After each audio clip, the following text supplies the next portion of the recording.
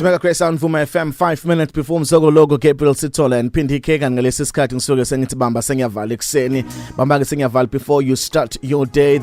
The book of Mark chapter 4 verse 35 ngalelo suku Sekuhlwile wathi kubo Jesu aswele siye ngaphesheya base bemokisa isixuku bahamba naye njengalokhu bebesemkhunjini kwakukhona neminye imkhumbi hamsana naye. Uthi ingxenye yami engiyithanda namhlanje kuseni uthi ngalelo suku Sekuhlwile wathi kubo aswele siye ngaphesheya Sekuhlwile. Kusho ukuthi uJesu wafikelwa isizini ukuthi kuhlwe empilweni yakhe wathi Sekuhlwile sethi maswele siye ngaphesheya. Wonke umuntu uyafikelwa lesizini ukuthi kuhlwe nje empilweni yakhe kube khona ubumnyama empilweni yakhe. uJesu yamfikela isizini ukuthi kuhlwe kube mnyama.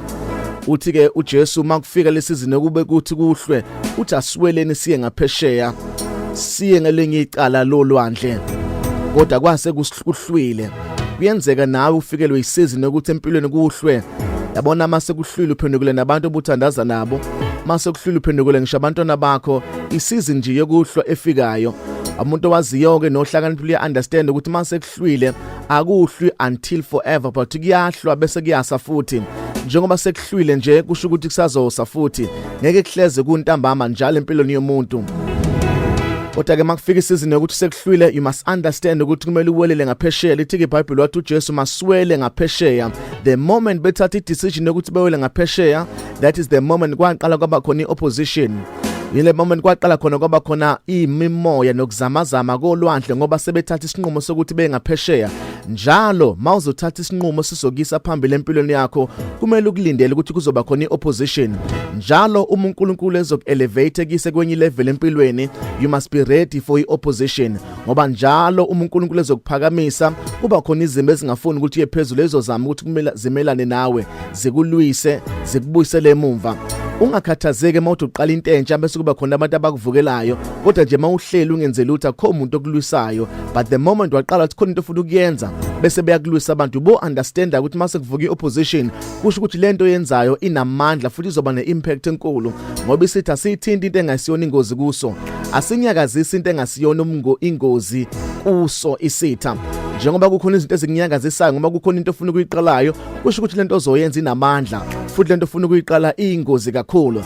Ngoba wawungekho umoya nje, ulwandle lwaluquiet lwalucalm, but the moment bethu uJesu aswele ngaphesheya behamba olwandle kwavuka isivunguvungu.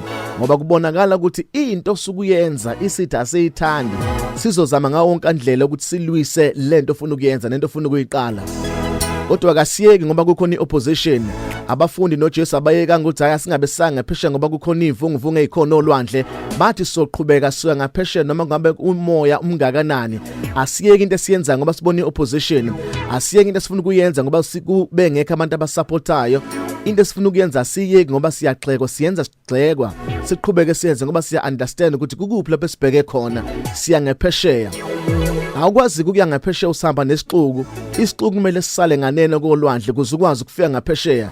Lithi iBhayibheli uJesu wathatha abafundi bakhe bangena emkhumbini wasishiya isixuku. Isixuku sokudelay endleleni, make sure ukuthi isixuku siyasishiya.